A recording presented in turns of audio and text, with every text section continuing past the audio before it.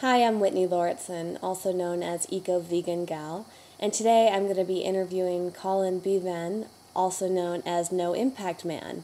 Colin is known for his blog, but also his recent movie and book, which document his one-year journey of living a lifestyle of the least impact possible with his wife Michelle and daughter Isabella. My first question is, why, in general, is there a lot of resistance for people to change their habits in order to become more eco-friendly?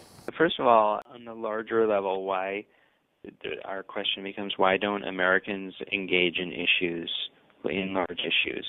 Why don't, like many Americans, even vote? And I think that has a lot to do with our way of life. I mean, so many of us are working two jobs in order to pay off last Christmas's credit card bills, or to keep our house over our heads, and at a time where our adjusted rate mortgages, the rates are all going up, and et cetera, et cetera. And so we have a way of life that is really hard, really stressful, and in a lot of instances not making us as happy as we could be. So we're working our butts off. We're not that happy. And now the likes of Eco Vegan Gal is coming along and telling me that on top of not being so happy and working my butt off, I'm wrecking the planet. Can you just leave me alone? Or No Impact Man? Would you just shut up? Because at the moment, I can't even afford my kid's doctor's bill. So part of it is that. I mean, part of it is that the way that our culture is, it's hard to be alive for a lot of people. We're stressed and we're busy, and some of us are having a hard time. And take with that, I don't even believe that whether I use a plastic bag, whether I use a plastic bottle, even whether I vote, makes the slightest damn bit of difference to my life or anybody else's life. Then, just leave me alone. And I think that it's a combination of those things, and it's really important that we understand that too, right? You have to meet people where they are. So it's not to say that point of view is necessarily correct. It's really important to understand that, some of the messaging it seems hard to people at first. Sometimes it's really hard for me to understand why it was so easy for me to become eco-friendly, to become a vegan, and why other people can't even do one or the other. Why do you think it's easier for some people to change, and why it's really hard for other people? Maybe part of the reason why it's easy for you is because you've come to a place where you understand that you do make a difference, and you also understand how these things that you do actually improve your life, right? So you already have a certain amount of experience and taste in these things. You've already gotten over the hump, and so have I, right? But for other people, they haven't quite gotten over the hump, and that's why it's so important, I think, that we reach people where we are and we say, look, you may not believe that you can make a difference, and may not believe that the way of life that you lead is causing harm, and you may not believe that you can do anything about it, but what I have to offer you is the possibility that living differently might make you happier. The possibility that the way we're living, this kind of two jobs, work to spend treadmill that we're on, might be making us miserable, and there's a chance that there might be something better on the other side. Then if people are willing to experiment with their lifestyles and experiment with changes because they think it will make them happier. Like if we find a reason to get people involved and then they get involved, then it will start to self-propel itself. There's a theory that value change follows habit change. So if you can get people to change the way they act for whatever reason, then their values will change as a result of that. So, I think that offering the truth to people, which is like there's a better life lies ahead, is a good way to help them. Well, a good example of this is your wife, Michelle, whose resistance to change is a huge part of the movie and the book. Yeah, my own little petri dish of an experiment.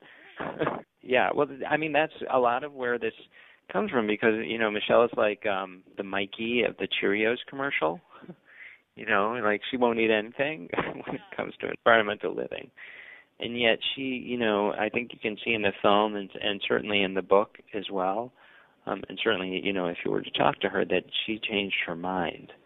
At first she was like, this is a big hassle. It doesn't make any difference. Why are we doing it? And then things started to happen, and she was like, wait a minute, I think there's the possibility of a better life. And she, that's kind of part of what made me realize that everybody associates environmentalism with deprivation. That's another reason why it's hard to get people moving on this. I think you've discovered, and I have too, that actually there's another way of life where we're both ecologically more imbalanced, but at the same time having a higher quality of life. Michelle was kind of dragged kicking and screaming, but she discovered something about that for herself too. People will say to me, it's easy for you not to shop. It's easy for you to, and you just want everybody to be like you, but everybody is not like you.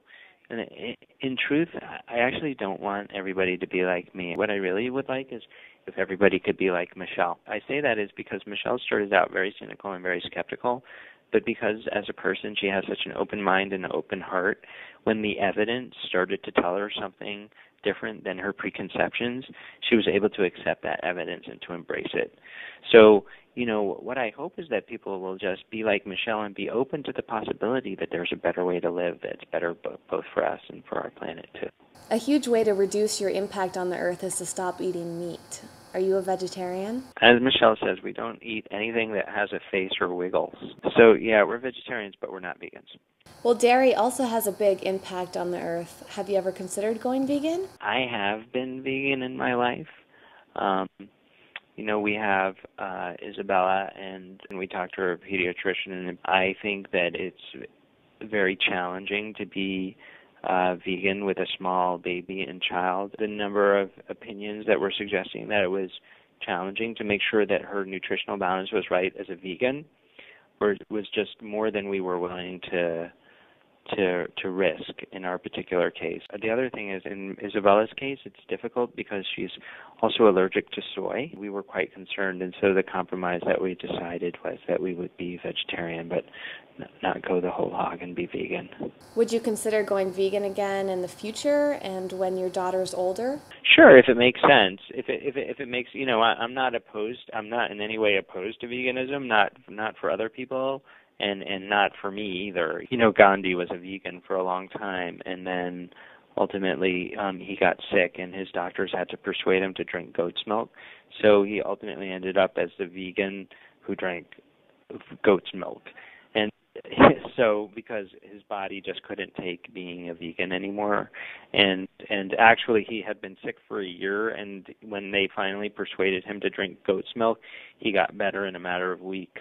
I think each of us have different bodies, and for some of us it's fine, and some of us it's not so fine. I know this is a weird standard, but he was like, I eat all vegetables, but I also drink goat's milk, and I'm like, okay, well, I eat all vegetables, but I also have milk. That feels good for me. That makes sense. I think as long as the awareness is there, you're aware of how it's affecting the earth and affecting the animals, and you're aware of how it affects your body and what's healthy for you, then that's all that matters.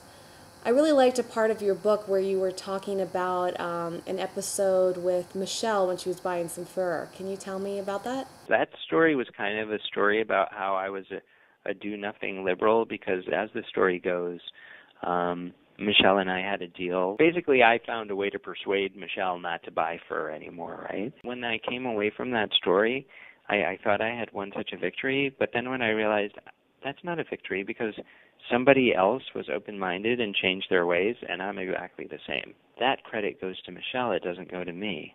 And that was part of the thought process that started me with No Impact Man, because my tendency is so much to try to change other people, and sometimes the question remains, what about how do we change ourselves too? To your point about consciousness, and it's just important that we're aware when we make our choices. When I think about environmental resources, what's important to me is, am I using the environmental resources in service of a greater quality of life for myself or the people around me or my community around me?